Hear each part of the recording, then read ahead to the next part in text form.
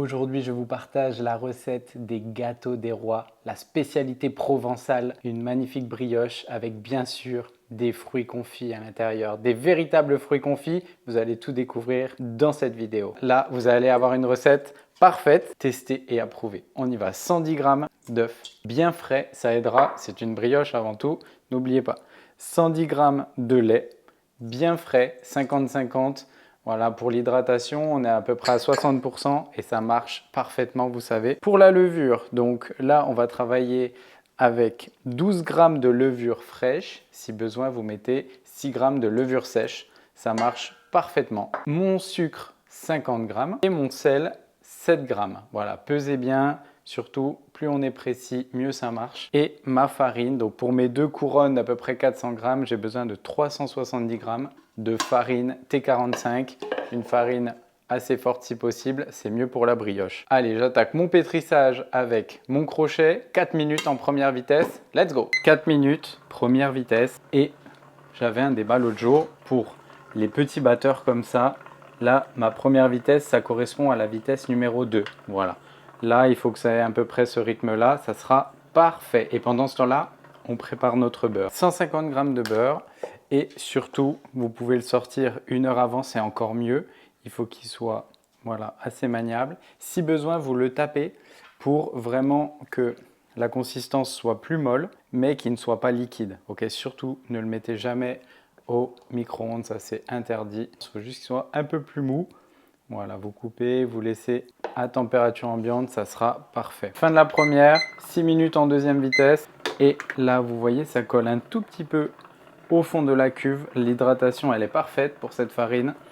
Et je vais mettre en vitesse 5. Quand je parle de deuxième vitesse, c'est pour l'étirage soufflage. Allez, après très précisément 7 minutes, ma pâte est bien décollée. Là, il reste un tout petit fond, mais il n'y a aucun souci. Je peux commencer à incorporer mon beurre. Et je vais mettre mon beurre petit à petit. Je laisse en deuxième, il n'y a aucun souci. Une fois que c'est incorporé, bien mélangé, donc à peu près 4-5 minutes, je vais arrêter et je vous montre la petite technique. N'oubliez pas un point très important, j'arrête mon pétrissage quand les bords sont propres et le fond décollé. Ok, n'oubliez pas, hein, même si ça fait 4-5 minutes, vous continuez, ça va se créer tout seul. Regardez, là c'est en train d'être pris, il n'y a aucun souci, ça va marcher. Hein. Qu'est-ce que c'est qu'une brioche bien pétrie? Vous devez tirer, vous devez avoir ce résultat-là. Une cuve propre et une brioche soyeuse. Si vous avez ça, c'est nickel. À ce moment-là, toujours la même technique. Moi, mon but, c'est de sortir ma brioche pour le goûter de 17 h. Il est déjà 11 h 40, donc je ne vais pas perdre de temps. Je prends ma bombe de graisse. Je prépare mon papier en fibre de verre. Ma brioche, elle vient avec toute seule. Ce qui est très intéressant dans cette technique, c'est que là, vous n'avez pas du tout les mains qui collent. Et ça, vraiment, c'est du bonheur quand on travaille la brioche, surtout au début. Et ensuite, je ne vais pas faire une boule, je ne vais pas donner un gros volume, tout simplement parce que je veux que le froid bloque ma pâte le plus vite possible. Je ne veux pas que la fermentation démarre. C'est une brioche que je vais faire en un jour. Donc, le but, c'est aller vite et que ma pâte fermente quand je l'ai décidé. Et moi, je veux qu'elle fermente au moment de la pousse dans mon four éteint. Si ça vous rassure, vous pouvez prendre votre pâte dans les mains. Mais le but, c'est d'avoir une épaisseur d'à peu près 2 cm grand maximum. Vous vous faites un petit rectangle. On vient couvrir simplement.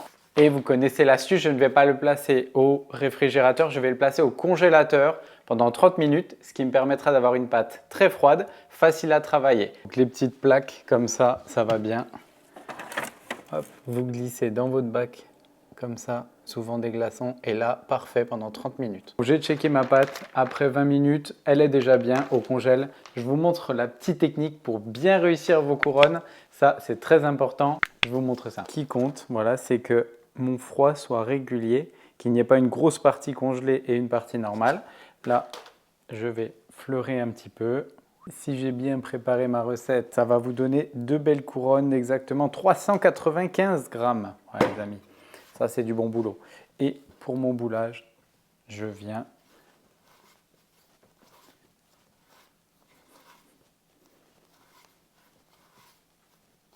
bouler dans ce sens.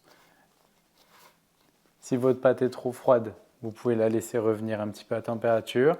Là, vous avez votre soudure, vous retournez Et comme ça, vous avez une boule bien préparée. Donc ce qui m'intéresse, c'est pas qu'elle soit bombée, c'est qu'elle soit assez plane et surtout bien ronde. Voilà.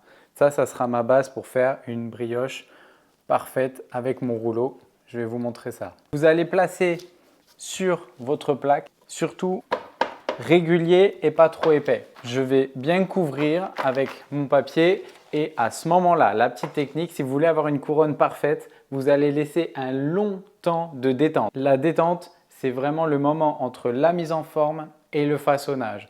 Voilà, là à ce moment-là, je vais laisser au moins 30 minutes au réfrigérateur, gentiment à 4 degrés. Je peux même allonger jusqu'à 40 minutes et ensuite on passe au façonnage avec le rouleau. Et après nos 30 ou 40 minutes de détente, notre pâte est bien fraîche. Je vais mettre le côté un tout petit peu moins esthétique, celui avec la soudure face à moi. Et avec un rouleau, je vais faire un cercle. Je vais faire mon disque. Et si vous avez laissé la détente, là c'est parfait, ça va tout seul. J'ai fait mon disque. Je vais avec un rouleau plat appuyer au milieu. Hop, si ça colle un peu, c'est pas très grave. Ensuite, avec un couteau, je vais ouvrir le milieu. Voilà. Et comme ça, j'ai un côté un tout petit peu plus fin.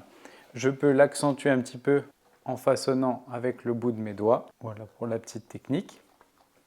Et surtout, travailler la pâte bien froide pour ne pas mettre beaucoup de farine. Voilà, ça c'est vraiment un point assez important. Là, tout est bon. J'ai mon démarrage de couronne qui est bien fait. Les amis, une bonne couronne des rois, c'est avant tout des bons fruits confits. Ceux-là, c'est mon ami Philippe qui me les a envoyés. Je le remercie encore. Et ce n'est pas du tout les fruits confits que vous allez trouver au supermarché, c'est-à-dire des bouts de navets avec du colorant. Là, vous allez avoir un goût de melon, un goût de bigarreau confit. Oh, ça, c'est magnifique. Et c'est ce qui fera toute la différence. Je vous le garantis. Voilà, essayez de trouver des bons fruits confits et là, vous aurez une couronne magnifique. Voilà, moi j'ai préparé pour ma couronne de 400 grammes, je vais mettre 300 grammes. On y va généreusement, c'est comme ça qu'on m'a appris et voilà, c'est comme ça que je transmets. Je prépare bien mes jolis fruits confits. Ça, c'est du melon et des bigarreaux que j'avais préparé, bien coupés. Et je vais me faire mon petit cordon de fruits gentiment.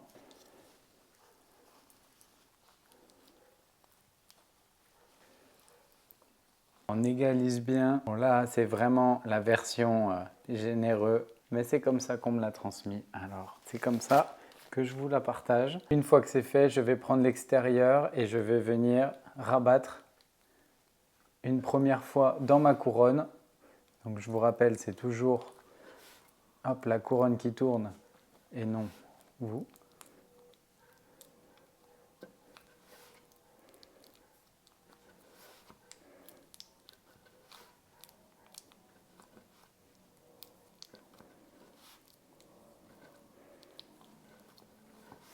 Voilà. Et là, vous allez avoir un premier façonnage et il suffira de prendre la partie du milieu et venir la fermer.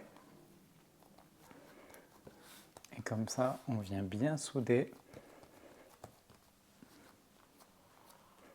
pour éviter que la soudure ne s'ouvre. Là, tout est bien bloqué, tout est bien régulier. Je place ma plaque et je tourne. Donc ma soudure, elle était là. Je la mets sur ma plaque. Voilà, ça me fait une belle couronne de 5-6 personnes sans souci. Pour bien faire pousser la brioche, ma technique, c'est de mettre un bol d'eau chaude dans le fond de votre four. Voilà. Et on va fermer tout simplement. Ça va me monter la température du four à 28 degrés, ça sera parfait. Attention au mode préchauffage qui souvent est bien trop chaud et abîme la levure. Ouais, les amis, on est parti pour 2 heures de pouce à 28. Place à l'enfournement, mais avant ça, on va se préparer une petite dorure. Moi, je vous montre ma technique. Je vais prendre un œuf entier et un jaune. Ça, c'est une valeur sûre. Un œuf, un jaune. Je mets un petit peu de sel. Je mélange bien. Technique du fouet. Donc là, déjà, vous avez une dorure qui va être assez lisse avec cette technique. Et pour finir, je prends ma boule à thé. Tac.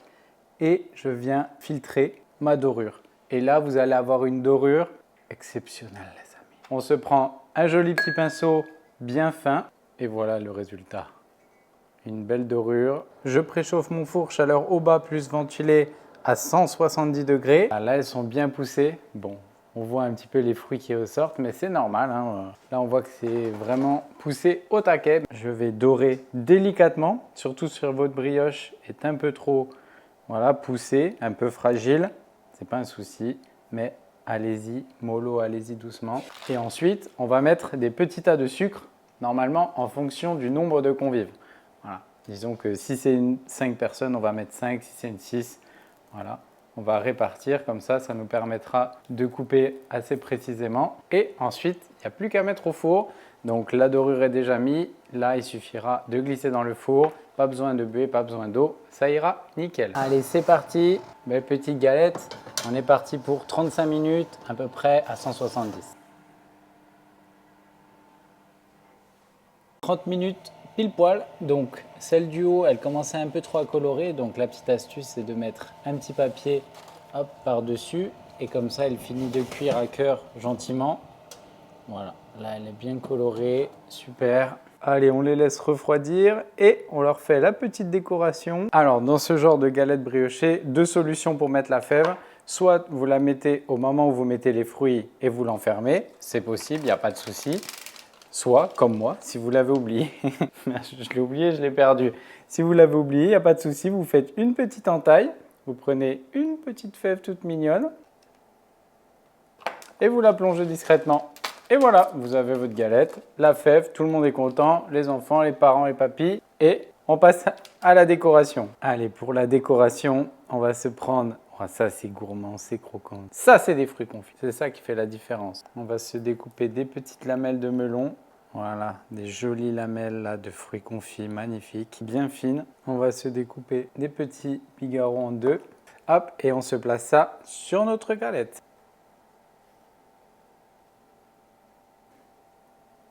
Et nos petits bigarros, posés un petit peu de côté. Une chose assez importante, on va voir au niveau de l'aspect que c'est tout de même un petit peu évasé, ce n'est pas assez bombé. Tout ça, ça vient du manque de force. Je vous explique. Là, j'ai voulu travailler en direct, c'est-à-dire tout faire la même journée. Moi, mon petit conseil de pro, c'est de pétrir notre brioche, la laisser un petit peu fermenter pendant 30 minutes, lui donner un rabat et la placer au frigo. Cette action, ça s'appelle le pointage en masse. Ça va développer les arômes et surtout la force. Et je peux vous dire que des petits changements comme ça fait toute la différence. En boulangerie, il n'y a pas de petits détails, il n'y a que des choses qui comptent. Si on veut aller trop vite, souvent, ça va manquer un peu de force. Mais voilà, ça, c'est la petite analyse de la journée. C'est pas tout les amis. Maintenant, on passe à la dégustation. C'est parti. C'est encore chaud, mais j'ai pas pu attendre. Voilà, le petit cœur avec les fruits confits, les petits morceaux de sucre bien gourmands par-dessus. Bon, à la base, c'est pour les enfants, mais on va quand même déguster ça. Le secret, vraiment, c'est d'utiliser des bons fruits confits. Si vous avez ça, la recette de la brioche, elle est facile à acquérir, mais vraiment, d'utiliser des matières premières de qualité, c'est ce qui fera toute la différence. Je vais quand même finir ma part. En attendant Télio, c'est assez dur de s'arrêter. Et voici le testeur professionnel.